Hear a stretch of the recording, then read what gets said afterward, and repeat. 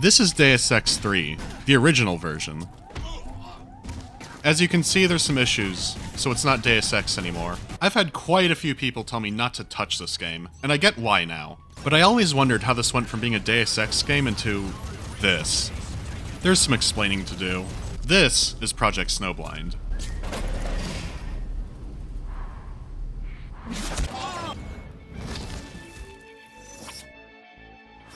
Before I get into the game, I think it's fair to tell you what happened and why this exists. As you probably know, Deus Ex was a game that was released in 2000.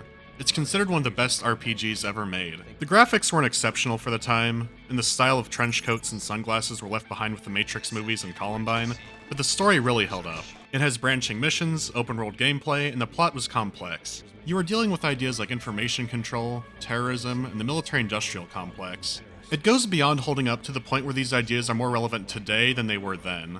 So it was good, and they made a sequel 3 years later called Invisible War. It took place 20 years after Deus Ex and was about Ezio Auditore blowing up Chicago. Besides Chi-Town, the other big bomb was the sales and reception, because unlike the first game, it was made for the Xbox. While it looked better, virtually everything else was worse. It wasn't a bad game, just average. Average wasn't gonna cut it for a Deus Ex sequel. The project director later said just how much they had screwed up the game. Developing primarily for console was an issue, but they had a lot of other problems. So the series lost fans who thought it was being dumbed down. Well, during this time, a third game was being developed called Deus Ex Clan Wars. It was designed as an action-focused game with multiplayer, but after they got the numbers on how bad Invisible War did, they rebranded it completely. But they did this pretty late in development, so a lot is familiar. So let's get into it. Call of Deus Ex. The story would have taken place between the two existing Deus Ex games. China is undergoing Cultural Revolution Electric Boogaloo, and not a lot of people are going to survive it. This is told to us by a Command & Conquer intro, and this direction kind of reminds me of Metal Gear games, and that won't be the last time that comes up. The only ones there to stop it are an international peacekeeping coalition called the Liberty Coalition. So you're one of those guys. This game has no shortage of cutscenes, and they're competent. It's here you're introduced to the younger version of Chip Hazard named Nathan Frost. He's being debriefed on how the country could escalate into civil war, which happens literally 15 seconds later. And every minute you... Love that Kung Fu Panda soundtrack. Then the game just sort of starts. Before I could really even take in the graphics, I got a notification saying that throwing a grenade was shift, so I had to change controls. And there's buzzing. It even affects the voice I recorded separately. What is this? At least it's only in the menu. This game has weird audio. Watch me move between the two music triggers. Jesus. Sometimes cutscenes won't even play audio, they'll just play the environmental effects around it.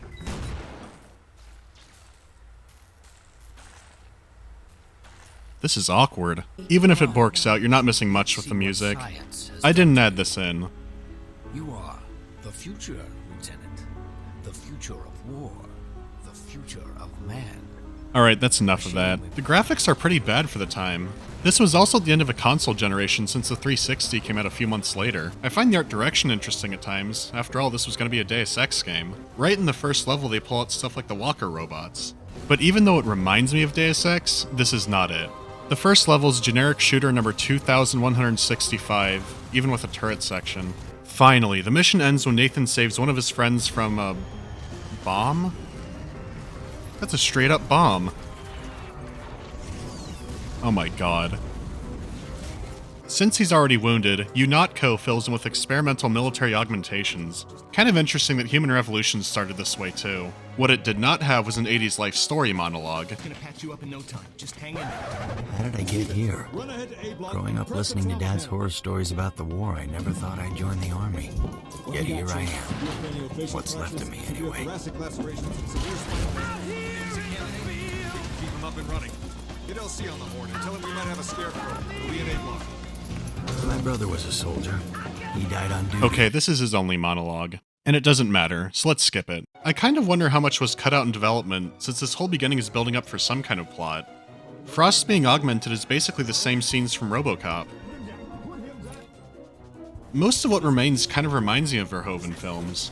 Well, maybe if people replace their limbs with bionicle parts. So once you're augmented, you're set free into open levels to stop the evil Chinese general. But they rushed you out, so some of your powers will just turn on over time. And don't you worry about getting lost. They gave you probably the most obnoxious objective marker in all of history. Thank God it toggles. There's a lot of named characters, and they all talk at you, but there's no conversation wheel or anything. It just makes me more and more curious what the original plan for this game was. So they gave you some powers. You can crawl in vents, stack boxes, and hack items with your ice pick. Oh. So are things gonna get better now that it's opened up?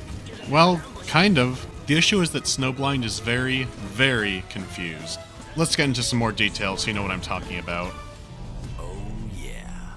The first issue is they gave me the power to slow down time and see through walls, but I really didn't feel a need to use it besides curiosity. Which is because of the difficulty, or lack of it. Enemy weapons barely seem to hurt you, even heavy-duty stuff like the turret.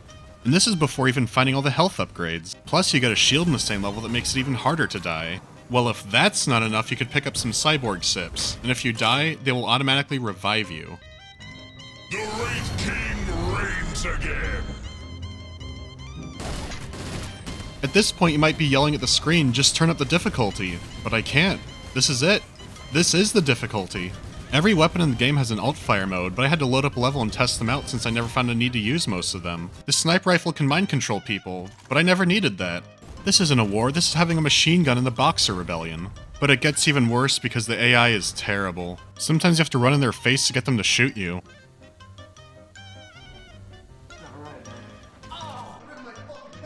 There's not really a point to giving me cool weapons and abilities if I can't really use them properly. It didn't help the first few levels were streets, hallways, and sewer tunnels. When I got to the parking garage, everything was explained. Listen to this.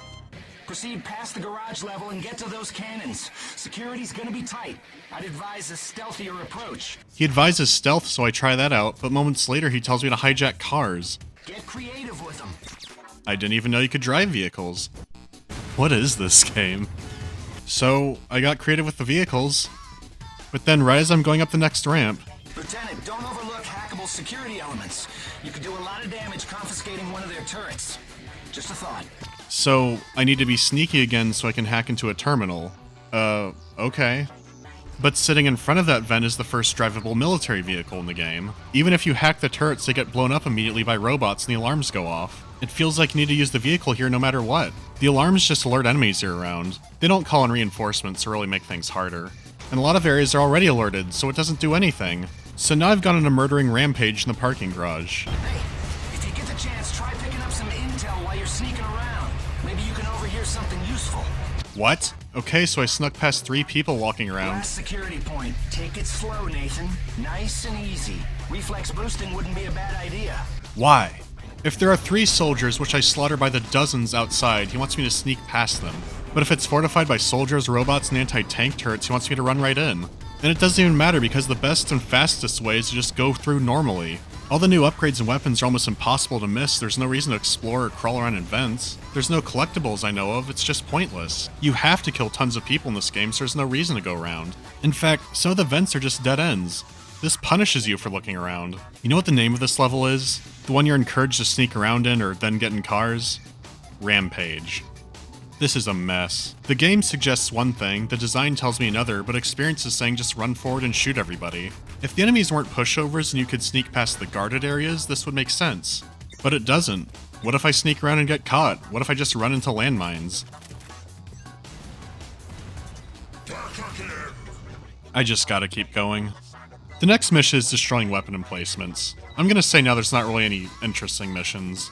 Unbelievably, my favorite mission was a sewer level, because it had invisible enemies with damaging weapons. I actually had to use and manage my abilities here. I had a real chance of dying and respawning at a save station. I was surprised because it felt more like playing a video game. By far the worst part about Snowblind is that there are signs of a good game.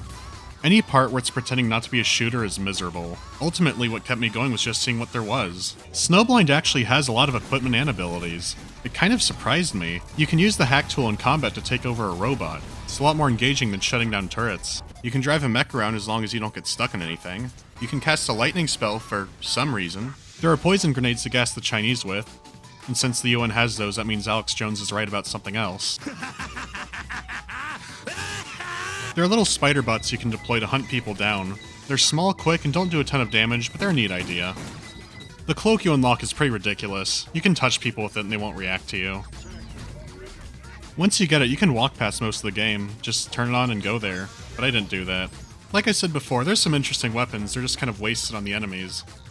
Some seem kind of redundant. You can shoot lightning out of your hands like you're playing an Elder Scrolls game, so you don't really need a lightning gun. The most useless weapon is the Harris Teeter brand version of the Half-Life gravity gun.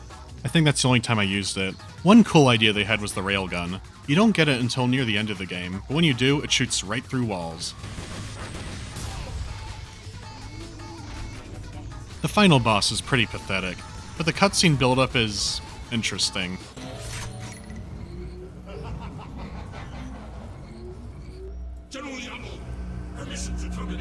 It's got that Metal Gear feeling. This dude was basically turned into a living Radio Shack against his will, so now he thinks technology makes all humans weak and we need a new Stone Age. Yeah, right. Back to the Shadow Realm, or whatever Chinese hell is. So that's the game. Project Snowblock. Mason, we got choppers coming in from the east. A and B teams, regroup. Flank that outside wall. Wait! They're coalition birds. Jump! That's Sergeant Major Chung. Alive and kicking, Lieutenant. Oh yeah, he was around for a level. So even though that was the final boss, and also the first boss, you get a mission right after to take down some SAM sites. Didn't we do that already? Those SAM sites! No! There are still 4 levels, and they could have put them anywhere in the campaign. The final mission is blowing up the enemy facility and escaping with your life. Then, and only then, it's finally over. The final cutscenes are okay, but the credits are hilarious. It's a montage of characters you barely interacted with, doing a bunch of scenes not from the game. It's like, yeah, remember all these great moments that didn't happen? I think the game might have broken me and I'm going crazy because I have no idea who most of these people are. It's just played so heroically. I don't know who this guy is. And we can't forget the memorial for all the great characters we lost. You could say that the ending is justified because it's a sprawling campaign, but that's not the case here. I explored almost everything. I was also going back to re-record parts of levels or showcase things. You know what my total playtime was after all of that? 4 hours. But that was only the single player. After all, this was going to be Deus Ex Clan Wars, right? We gotta look at the multiplayer. Besides, we know there's neat stuff here. Maybe it'll work better in multiplayer. Well, the online got shut down only about 3 years after release or so. It's hard to tell the exact date since there's no real announcement for it. It's a shame, because it could be an alright arena shooter, but I'll never know. The only thing I have to go on are looking at reviews and some gameplay of the multiplayer. Wait, why are these so high? This seemed like a pretty solid 4 through 6 to me. GameSpot gave it great scores, saying it's like Deus Ex, but fun. The weirdest part is a lot of these are saying the multiplayer is the weakest part, so I'm missing something. Yeah, this isn't the good part. All the critics like the campaign. This was puzzling me for a while, but I think I got it.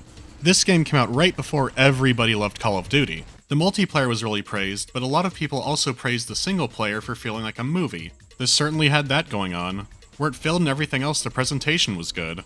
It gave an appearance of having deep gameplay options, but it wasn't really there.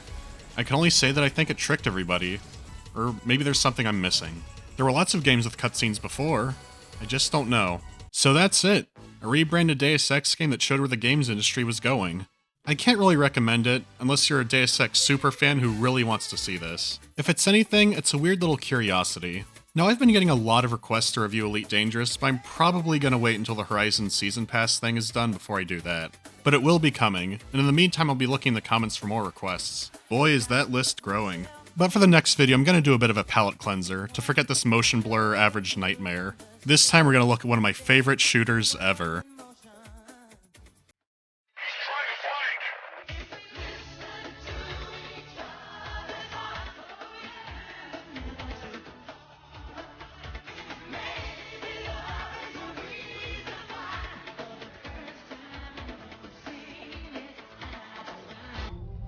Hey. Nice work, man. Thanks.